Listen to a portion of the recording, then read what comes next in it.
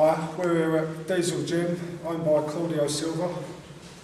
We're here today to discuss Claudio's charity. Hello Claudio. Hello, nice to see you again. Nice to see you. We're a big fan of yours at C.A.U.K.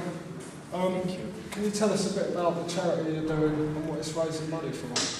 Okay, basically the charity is a friend of mine has developed this charity in Brazil, in Minas Gerais, where I come from, and the city is in Uberlândia. And these guys they just try to build up a BJJ academy. Yep.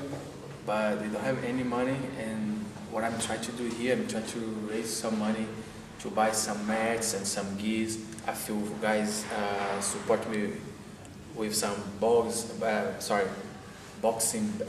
gloves and some bags, so that's what we try to do. Yep. Brilliant. So in a lot of South American countries, I mean, we hear a lot about gang culture and stuff like that, you know, kids getting into drugs and stuff. Is this a big problem in Brazil? Yes, definitely. All the children in Brazil, they get involved with crime. Yep. Because they don't have any support from their families. Yep. And from the government. So what I try to do, yep. I'm trying to keep them out of the crime. Yep. I'm trying to contribute with my area. So we're gonna try to help them, to give them some jobs, some opportunities. Yeah. We're gonna try to make them be a champion, world champion. But if they cannot make it as a champion, we're gonna try to make them better as a man. You understand? Yeah. Make them a better citizen. Yeah. That's it. We try to help them now. Yeah. We try to support them, to don't punish them in the future. You understand? We try to educate them right now. Don't punish them in the future. Yeah, because I think this is a problem coming all over the world now with kids with drugs and gangs. You know, yes. I mean, every country, some countries are worse than others, but a lot of countries are seeing the same things. Kids of today are a lot more. They fight more, knives, guns, drugs. You know, I mean, when we were youngsters, you're just a bit younger than me. I don't know what it was like in Brazil, but certainly in this country, in England, it wasn't so bad like 15 years ago. I mean, is that the case now in Brazil? Is Brazil worse than it was when you was a child growing up? Yes, much worse. Right now, all the underage guys, they're killing people and they are addicted to crack. And man, this is horrible. They don't have the right for education, and there is no one that can support them, can show them a better life, a better future. So I really want to help these guys, make them better, because when I was young, someone helped me, they give me their hands, and they teach me BJJ for free, and man, this time I wanted to support these kids, this child. Always when I go back home, someone say, do you know this kid, someone killed him, you know this kid is in jail, and man, I can't wait, I'm tired to hear all these bad things. So I really looking forward, so the next time I come back to Brazil, someone say, this kid is a national champion, this kid, you know, he's gonna live in Europe, he's going to teach in somewhere in America, somewhere in Europe. That's my goal. That's what I wanna try to make them. A champion, a BJJ teacher, a better man, and that's it. Just like yourself, you've obviously come from the same areas, so you've done well for yourself. You've come to England now, you've been here 3 years, is that right? Yes.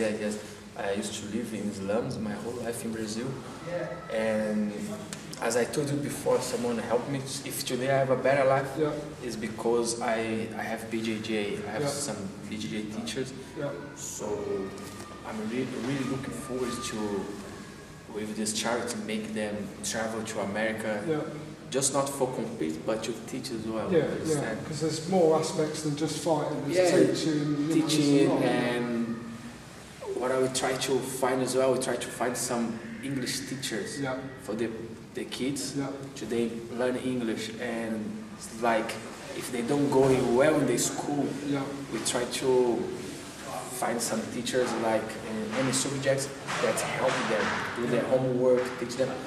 And it's not all about BJJ and be a fighter, but it's be a good man, you understand? Be a better citizen and improving their lives. And to have something to work for in life, as opposed to waking up every day thinking, what am I going to do today? You know, if you're living poor, then there's no future really, I suppose, is there, for the kids?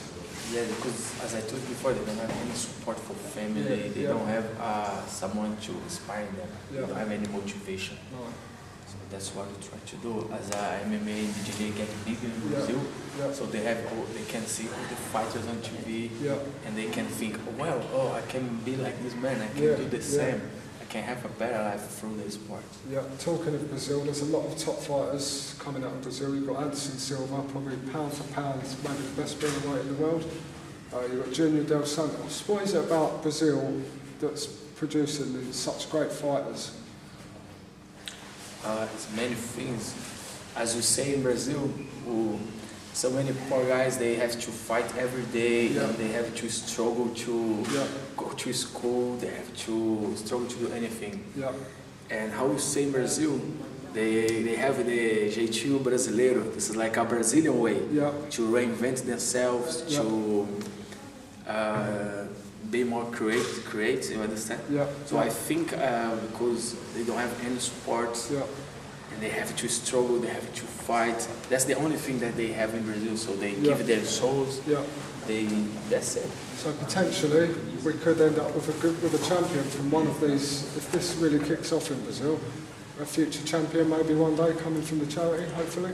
Yes, definitely. We have a lot of talents in Brazil, and I trust, man. It's like we always can find some champions.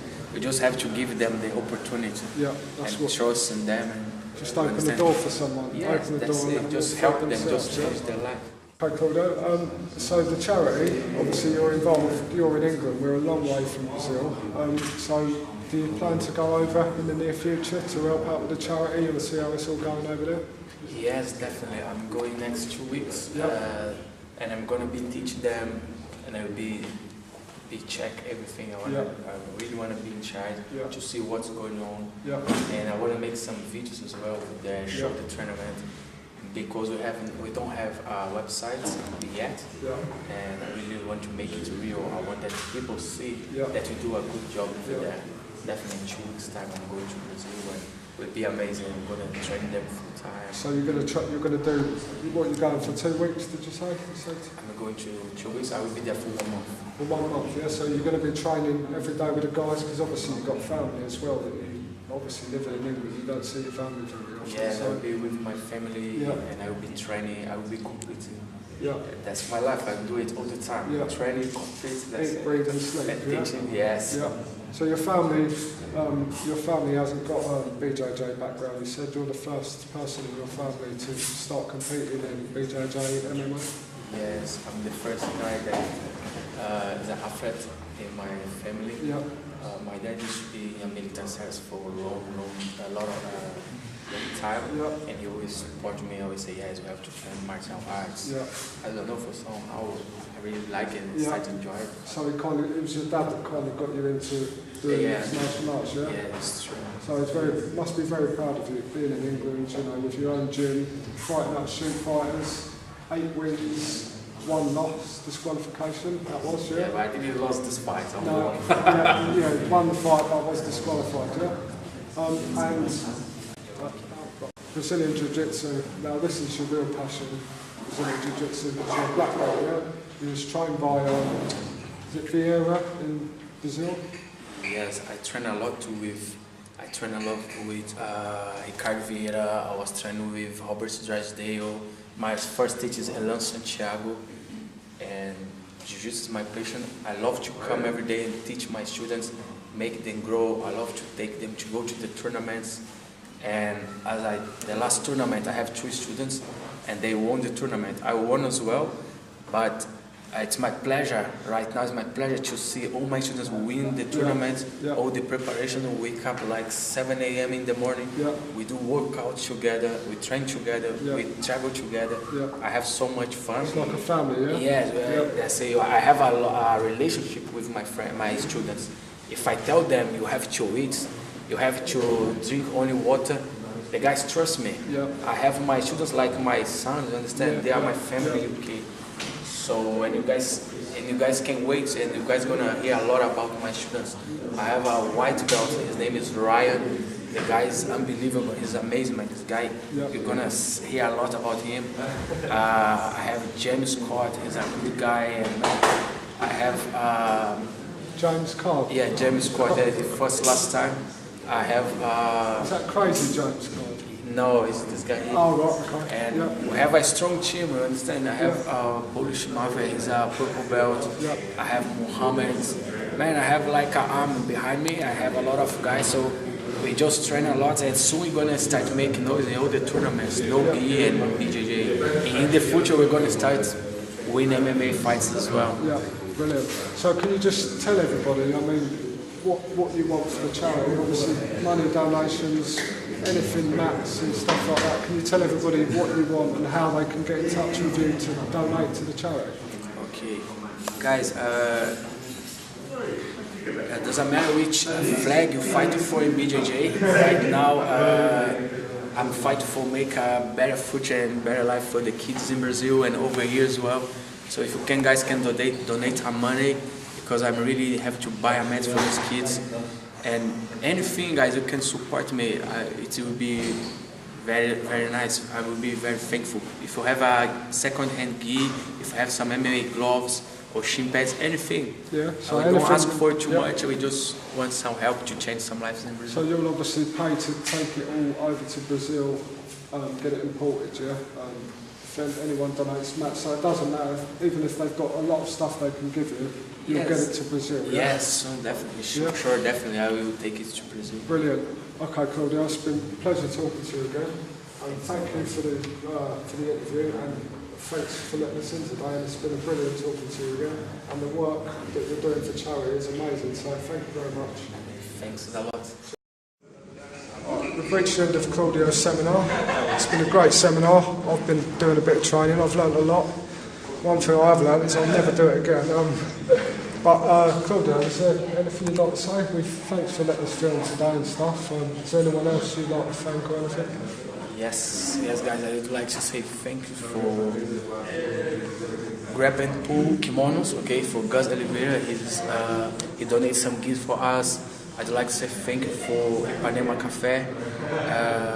Thank you, Angelica Abreu, for all the support. She's one of my sponsors. As a Grab and Pull is my sponsor as well. I'd like to say thank you for Kiki Martin from Carson Grace from Faixa Rua. Thanks for the donations. And I'd like to say thank you for Miad is from Immaculate Fightwear. Thank you guys so much. I want to say thank you for Hannah. He took the pitch. And I want to say thank you guys that give me a lot of support. You come here from all the way to the seminar. Thanks so much, guys. I really appreciate it. Without you guys, we cannot make it. It's been a pleasure, Claudio. Thank you very much. Thanks a lot. Thank you.